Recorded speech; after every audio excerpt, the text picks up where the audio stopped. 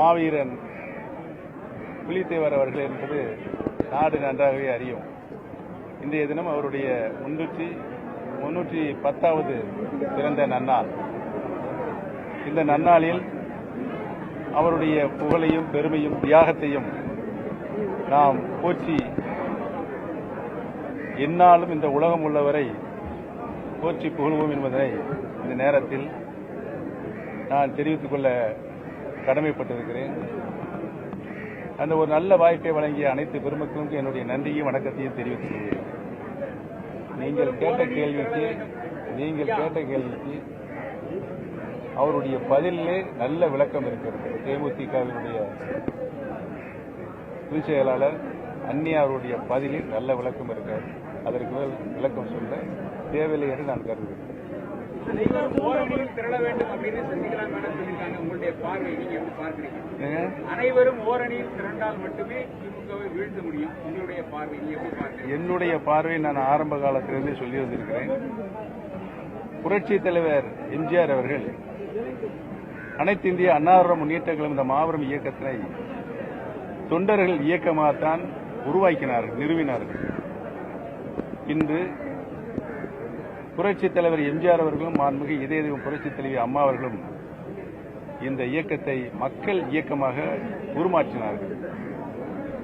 மக்கள் இயக்கமாக உருமாற்றியதன் அடையாளமாக சரித்திரமாக 50 ஆண்டு கால அரசியல் வரலாற்றில் 30 ஆண்டு காலம் ஆளுகின்ற உரிமையை தமிழக மக்களிடமிருந்து அனைத்து இந்திய அண்ணா முன்னேற்ற கழகம் புரட்சித் தலைவர் எம்ஜிஆர் அவர்களும் புரட்சித் தலைவி மாண்புமிகு அம்மாவும் பெற்று நாட்டு மக்களுக்கு நல்லதொரு ஆட்சியை அடித்தட்டு மக்கள் மேற்தட்டு மக்களுக்கு இணையாக வாழ்கின்ற ஒரு நிலையை அரசினுடைய திட்டங்கள் மூலமாக பெறுகின்ற மக்களுடைய வரிப்பணத்திலிருந்து சேதாரமில்லாமல் மீண்டும் மக்களுக்கு கொண்டு செலுத்துவதில் இதுவரை ஆண்ட முதலமைச்சர்கள் முதன்மை முதலமைச்சராக புரட்சித் தலைவர் எம்ஜிஆரும் புரட்சித் தலைவர் மாண்புமிகு அம்மாரும் தான் விளங்கினார்கள் என்பதுதான் சரித்திரம்.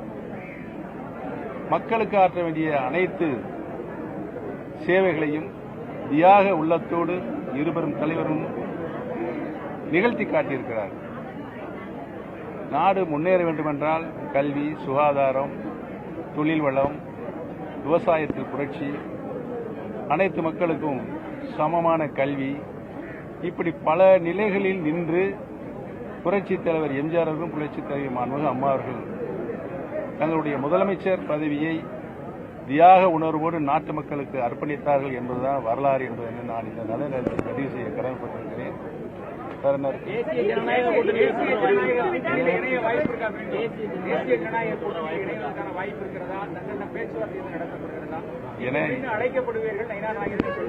நான் என்டி அலையன்ஸில் இருந்து வெளியேறிவிட்டேன்.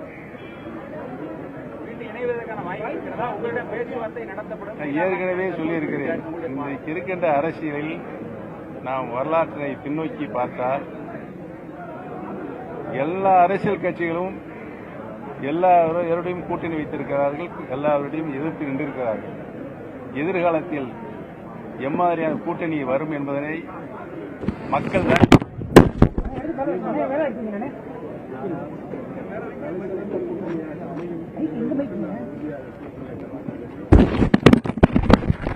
மக்களுடைய எண்ணத்திற்கு தகுந்த மாதிரி மக்களுடைய சேவை செய்வதில் முன்னிலை இருக்கும்.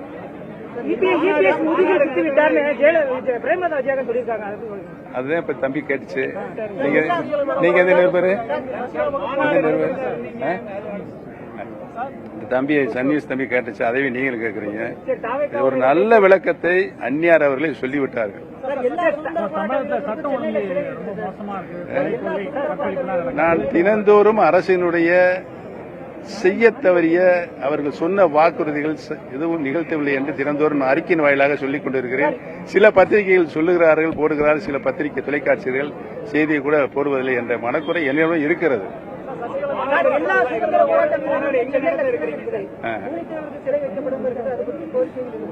உறுதியாக புரட்சித் தலைவர் புரட்சித் தலைவி அம்மா அவருடைய தொண்டர்கள் மீண்டும் ஆட்சிக்கு வருவார்கள்.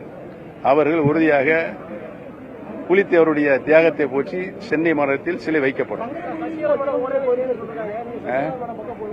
எது சசிகலா மேல வந்து ஓரளவு இணைன்னு சொல்லிருக்காங்க. நீங்க சசிகலா மட்டும் செஞ்சீங்க. மாண்புமிகு சின்னம்மா அவர்கள் நேற்றுக்கு முன்தினம் நல்ல அறிக்கையை விட்டிருக்கிறார்கள். நான் அந்த அறிக்கையை மனமாற வரவேற்கிறேன்.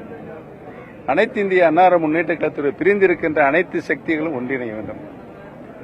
அப்பொழுதுதான் வெல்ல முடியும், வெற்றி பெற முடியும் என்று சொல்லியிருக்கிறார்கள். இந்த கருத்தை நான் பல முறை சொல்லி வந்திருக்கிறேன். மாண்புமிகு சின்னம்மாவுடைய கருத்திற்கு வலு சேர்க்கின்ற வகையில் பிரிந்து கிடக்கிற சக்திகளை ஒன்று சேர்க்கிற முயற்சியில் நான் ஈடுபட்டுக் கொண்டிருக்கிறேன் என்பது மட்டும் சொல்கிறேன். அது வெற்றி அடைந்தவர் உங்களுக்கே தெரியும். உறுதியாக தேர்தல் இன்னும் பல மாதங்கள் இருக்கிறது. அந்த டெம்போ வரும்போது உறுதியா அனைத்து தொகுதிகளுக்கும் நான் உறுதியாக புரட்சித் தலைவர் எம்ஜிஆர், புரட்சித் தலைவர் மாண்புமிகு அவருடைய புகழ் பாடுகிற தொண்டனாக நான் வருவேன். ஜெர்மனிக்கு சுற்றுப்பயணம் போயிருக்காரு மு.க. ஸ்டாலின். தமிழகம் வந்து மிகப்பெரிய வளர்ச்சி அடைஞ்சிருக்கு எங்களுடைய ஆட்சியில் என்பது உங்களோட மக்கள்கிட்ட உரையாற்றி இருக்காரு. அதை நீங்க எப்படி சார் பாக்கிறீங்க? இல்ல, மாண்புமிகு முதலமைச்சர் அவர்கள் வெளிநாடு சென்று தொழில் முதலீட்டுக்கான முயற்சிகளை ஈடுபடுவதற்காக, அந்த முதலீடுகளை கொண்டு வருவதற்காக சென்றிருக்கிறார்கள். அவருடைய சுற்றுப்பயணம் வெற்றியிடுவதை என்னுடைய வாழ்த்துக்களை தெரிவித்துக் கொள்கிறேன். தமிழ்நாடு டிஜிபி பதவி வந்து சீனியாரிட்டி பிரகாரம் போடலாம். சில நேரங்களில் சில நிர்வாக காரணங்கள், பல காரணங்கள் அரசியலுடைய இருக்கும். அதில் உள்ளே என்ன நடந்தது எனக்கு தெரியாது. ஆக சீனியாரிட்டி மதித்து போடப்படுவதுதான் மரபு.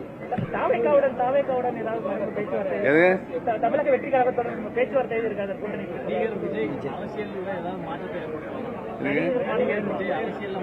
இல்ல, அவர் ஒரு அரசியல் இயக்கத்தை ஆரம்பித்திருக்கிறார். தேர்தலை வென்று அவர் எப்படி தங்கள் நடைமுறையை, இலக்கை, நடைப்பயணத்தை எப்படி செலுத்திக் கொண்டிருக்கிறார் என்பதை பார்த்தான் அவருடைய கணிப்புகளை நான் சொல்ல முடியும் என்பதை தெரிவித்துக் கொள்கிறேன். இந்த நிலையில் அவர் இயக்கத்தை ஆரம்பித்திருக்கிறார். அவருக்கு என்னுடைய வாழ்த்துக்களை தெரிவித்துள்ளேன். எதிர்காலத்தில் எதுவும் நடக்கலாம்.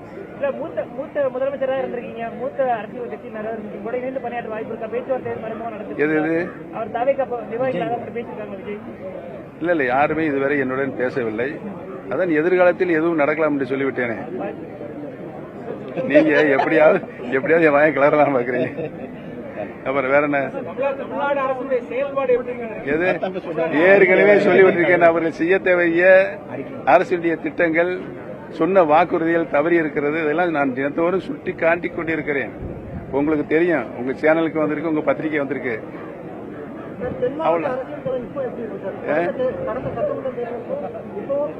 இப்படி தென் மாவட்டங்கள்ல பொதுவாகவே தமிழ்நாட்டுடைய அரசியல் களம் ஒதிகளையே எட்டியிருக்கிறது.